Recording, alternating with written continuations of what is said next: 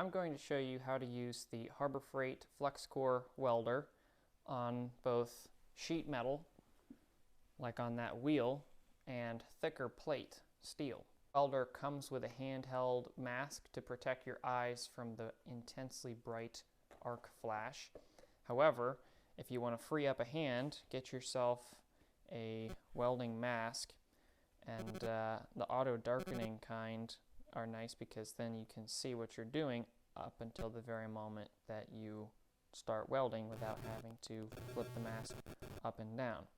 Now, you'll also want to make sure you have some thick welding gloves that are intended for that purpose. Regular, just normal working gloves aren't the same.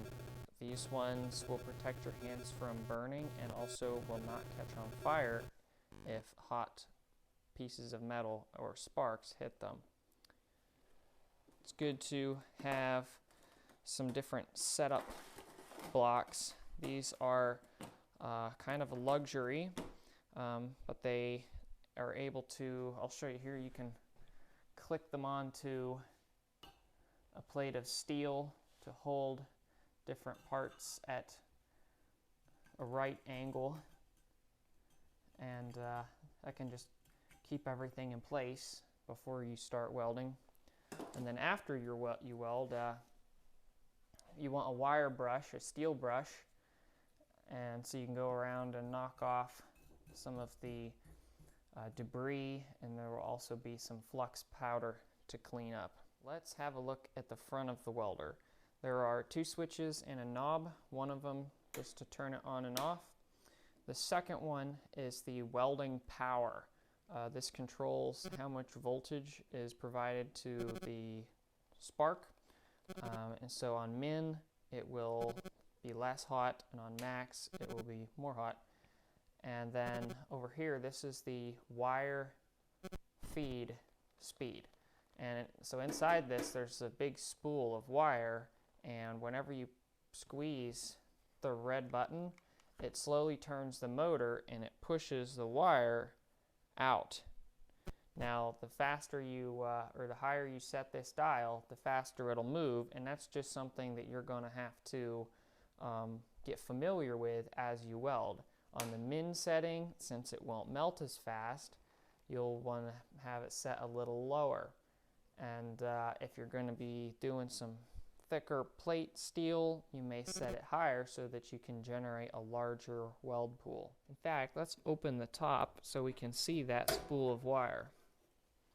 Now, the most important thing is that the wire that you have is flux core. It's actually like a very tiny pipe, and in the center it's packed full of flux. And what the flux does is when it gets hot and melts along with the steel, it actually acts as a cover layer that keeps oxygen from touching the molten steel.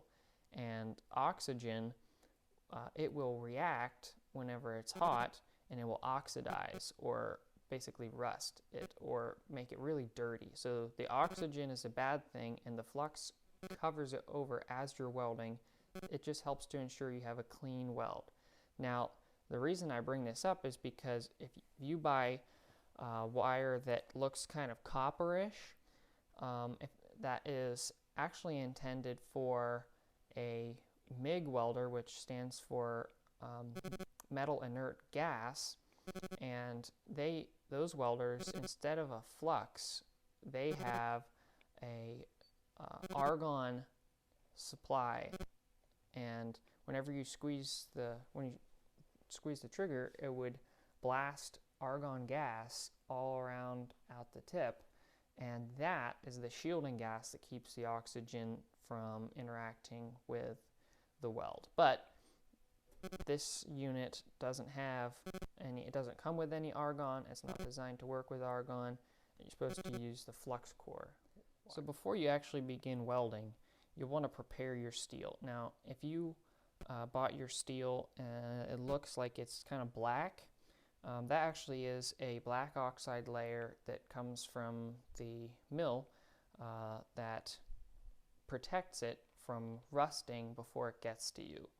And it's a good thing unless you want to weld on it. So you actually want to take a angle grinder or any kind of tool that will, maybe a wire wheel, that will kind of erode away the black oxide layer and really just polish it up in the areas that you're going to be welding. It'll just make sure that the weld is cleaner.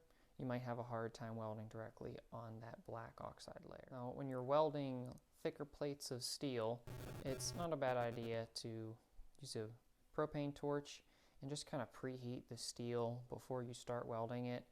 It'll make sure that the joints are more solidly melted through, and will reduce the chances of the weld bead just sticking on the surface of the steel and breaking off.